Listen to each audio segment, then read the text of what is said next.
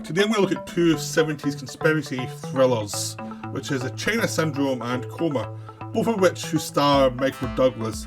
Although in both of them he has the supporting part. He's not the lead in either of these films. In one of the films, China Syndrome, he's one of the producers. Another one, he's just an actor. But they're both social conscious, political films about things that are potentially going wrong with major industries in America at the time.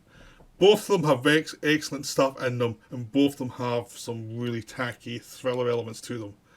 So it's one of those things. They both have the hitmen who work for the big industries who are anonymous and who don't quite make sense in the story, and who just feel bland, and it's like whenever you see them, it feels like the film's killing time. Whenever they're not there, the film seems a lot better.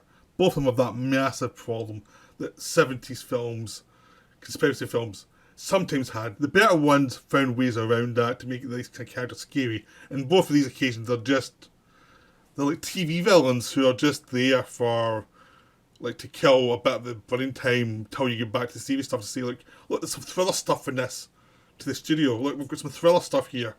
We've got chases. Like, we're not all serious. And it just goes against the rest of the film. And so both of them have that massive flaw in them. But both of them also have a lot of good things about them. So I'll start with China Syndrome. China Syndrome was made, like, it was Michael Douglas' big film after One Flew Over the Cuckoo's Nest as a producer. So this time he got himself a part in it, playing the cameraman for Jane Fonda. Jane Fonda plays this newswoman who's trying to be taken seriously, but she's dealing with a very sexist, very paternalistic situation in her as minor news area, and they've got their corporate interests. They want to say they're interested in news, but they're also interested in making news a commodity so they can sell it. It's a kind of world that was parodied in Anchorman films. You know, Anchorman films parody this beautifully, and that's why you see it in a more serious vein. That stuff works well enough because they make the paternalism and the things she faces annoying enough for her that you can see why it's aggravating for a character trying to do a good job, getting nonsense things to do. So that stuff's done well, but it couldn't be the full film. That was just a full film, it'd be annoying. But luckily, the film's not about that. But there's enough good stuff. There's also things she brings in Michael Douglas, who's an outside cameraman, who's a bit of a rebel, who's a bit more politically activated than her. She's much more someone who had political beliefs, but has to work in the real world and has been quietly compromised. But she gets angry enough about this situation to become more politically active again. Jack Lemmon plays a guy who's in charge of the power station, the actual mechanisms of the power station, to make sure that everything's running safely. He's committed to nuclear power being a safe alternative power source. He believes in it. He's really into making sure this works. So the film, even though the film's about a nuclear power station that has a problem, it doesn't paint all of the workers there as being evil. You're basically lead character by Jack Lemmon as the most sympathetic character in the film. He makes mistakes, but he actually believes in what he's doing. He's trying to make sure this is safe. He's actually getting done in by his own bosses who are cheap and who don't take the proper precautions that are needed and could cause a meltdown if they don't do the proper precautions. And a lot of Jack Lemmon's thing in the first half film is to make sure there's a problem early on.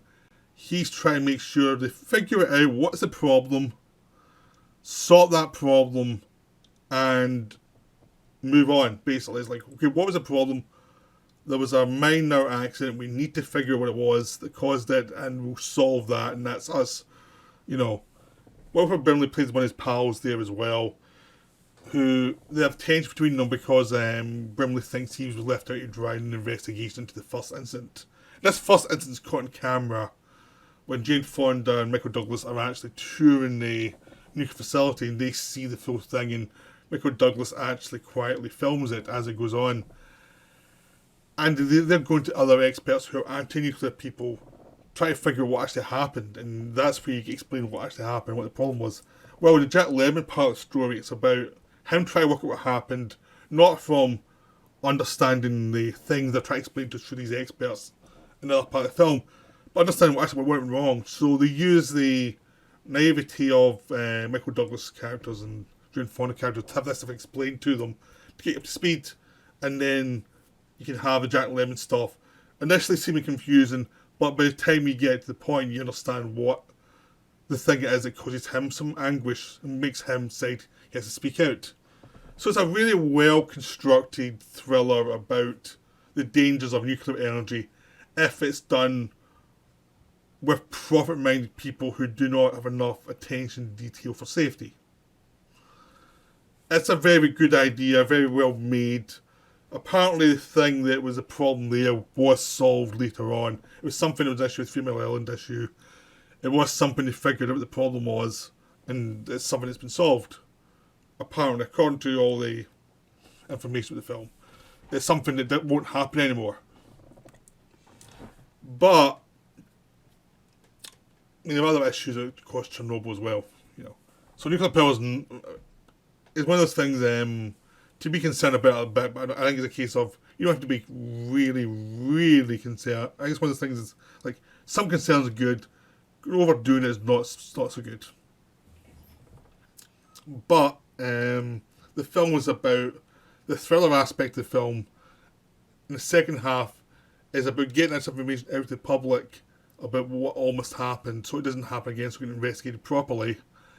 And Lemon decided to step forward and speak about it and say this needs to be brought up, and the ways that the people in charge of the nuclear power station want to stop him from speaking, and the extremes they go. That's where the film starts to lose me, because it becomes cartoonish. It just becomes a cartoon in certain areas of the thriller aspects. Whenever they have Jack Lemmon on screen talking about the situation and reacting, showing the stress, it's really compelling because he really knows what he's doing, and it's a wonderful performance. Like, it's his film. It's one of those films where it's almost like Jane Fonda and Michael Douglas actually understood this is a Jack Lemmon film. We're here and we've got some nice scenes, but ultimately it's his film. You know, at some point we have to hand the film over to him, and they do it. It's one of those things. Is like they do not hog the scenery when it's not needed for them. They have their scenes, but they know when it comes down to the end, it's a Jack Lemmon film because his character is the important character ultimately, and that's what's good about the film is all the actors seem to know what their part is in the film. But getting there, sometimes there's all these thriller elements that somebody has to go and explain something. They're killed in a car accident, and they have to rush to the nuclear power station and get chased by cars. There's a lot of nonsense like that. It's just like, oh, we don't need any of this. This is not. It's not tense either. It's just annoying. It's like, just get to the end. Like, I was into this film for about an hour and a half, and now we've got like 10, 15 minutes of run around, or you get to the point so we can get to the proper end. So there's issues in the second half. There's a nice sequence at the end where basically the company trying to stop Lemon from speaking out almost causes another nuclear meltdown, which they managed to stop, but it's like their actions almost caused something worse, which is all you needed in the film, not the run around stuff. So it's a film that has some wonderful elements. There's a good sense of working class people in the nuclear power stations and how it's a job and a career for a lot of people. There's a good sense of the news world. There's a good sense of how kind of predatory some of the cameramen are and how they're there for quick bucks and how they're not trustworthy, really. And also how kind of complicated some of the politics are of news stations. Like, some people are in it for good stuff, some people aren't. So there's a lot of nuances until every so often it becomes cartoonish. But it's not a good film. It's just compared to something like All the President's Men or Parallax View that don't have those cartoonish elements, it feels a bit fake. It feels a bit Hollywood in those moments. Coma is a lot more Hollywood than China Syndrome. But in some ways it's more satisfying because they do have a few minutes where this kind of stuff happens. But it's not as much as part of the running time. And a lot of the better sequences have suspense that are integrated into the actual story. There's only one section where Lance Legault plays the kind of cartoonish thug who chases Janine Bijou around the hospital, the empty hospital area. It's a teaching area, and that's a bit rough because you just feel like this is not plausible, and I'm not interested in this. And the follow up to it feels a bit dumb, but there's still some nice bits in there. Like there's a bit where they're going through this place full of cadavers. That's quite cool. But that one section doesn't really work. But the film itself, outside of that, has a good beginning and a good end section. There's a kind of obvious bit at the end section. So I mean, I think China Syndrome has a better ending than this one, like for the final end, because this one has an obvious twist, but this one has a creepier feel to it in a weird way. That even though China Syndrome is about nuclear power going wrong, this one feels chillier and weirder and creepier. Because it is about people dying, going for basic operations, they die, and it's happening not that often, but enough that people wonder Janine Bijou starts to wonder what's going on, because two people dying, two people go brain dead, and basic operations within a few days of each other, one of whom is our friend, a close friend, so it's like, is she overreacting because she's in grief, or is there something really going on? So you're watching her, she's a doctor in the hospital. Her career's linked to being nice to everybody and not causing trouble. She's dating Michael Douglas' character, who's almost a chief resident. And they're all... Everyone's tired, everyone's very incestuous in this hospital, everyone knows each other's business. And her and Michael Douglas and her character, their affair is complicated. So for the first hour, there's lots of really cool stuff. It's about hospitals, it's about the difficulties of dealing with people in hospital and all the politics involved and how exhausting it is to do all this stuff, and especially in surgical residencies and you're doing all these operations. And the deaths, she actually goes backtracked through the deaths. She has to deal with a lot of bureaucracy that is in place for good reasons that is being abused by the villains. So there's lots of really cool, scary stuff about things that you would actually have in place because, of course, you would have them in place because people don't have the right to actually look into your medical history if they're not your doctor. There's lots of stuff the villains do to abuse the situation that slows down investigation quite a bit. And there's also, she's dealing with the fact that people think she's going quite crazy. She's actually getting told by different doctors. The fact that she finds out all these deaths in a way that's not particularly legal means she gets in trouble and she's not allowed to follow up because her methods of doing it. And she also finds that a lot of these deaths were from different doctors and different people who are putting them under, so there's not the one person who's actually the person you say, oh, that person's dodgy. No, it's lots of doctors, and most of them genuinely were like concerned that these things happened when they were doing the operation. It's like so it's like, what actually happened? So try to figure that mystery out is really engaging. Try to deal with the hospital politics is all very engaging. So the first hour of it really is like in a hospital dealing with all of that situation. Then it spreads out to be a much more bigger conspiracy. And you get the thing where I explained, the running through the hospital bit that's kind of silly. But as they go outside of that, they go to this facility. She goes to this facility where the people are taken who have these accidents. And you find out, as you're going on, that it was intentional and they're using these people as like organ donors. So these people they figure will not be missed. They're people who are not viewed as important, and their organs can get sold to the highest bidder to the rich, basically, because of young people, young healthy organs, and it's a profit-making venture under the guise of being something that's paid for the government. Government pays for the facility, and then people involved in it, organ transfer through that. Just like, it's a big profit-making scheme. And that's what's creepy, this whole idea that people can just disappear in hospitals and then their organs can be transplanted. That's what's creepy, the idea of it being something that's just a profit-making scheme that's worked through the flaws in the system that exist for decent reasons. And how people can hide behind that.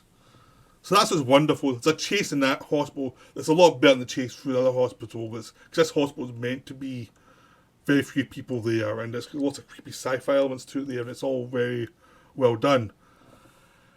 So the film does have this creepy feel to it, but it does have some bits that don't work so well. Like, the villain's obvious. You know who the villain is pretty early on, just by who's playing the villain. You kind of know who it is, and Judy Vigil's character falls for an easy trick that's kind of obvious. But that's a flaw. The general idea is so good that those kind of little flaws of that sequence going through the hospital, or the end sequence where she's under threat because of mistakes she makes, doesn't feel so bad because the overall thing is creepy and interesting. And that's what works in pulp anyway. It's a pulp idea, big scary idea. So if some little bits don't work, it doesn't matter so much if the overall thing works. And there's some nice bits of having to crawl through this hospital thing to find out how it's actually been operated. So there's lots of things there that work. So the things that don't work aren't really a problem, because even one of those things, at least a creepy sequence, it's just the getting from A to B is the flaw. So I like Coma more than like China Syndrome as a directed piece. It's got some good acting in it. Judy Vigil's always good to see. Some nice character actors in support. You can see Ed Harris in a small part.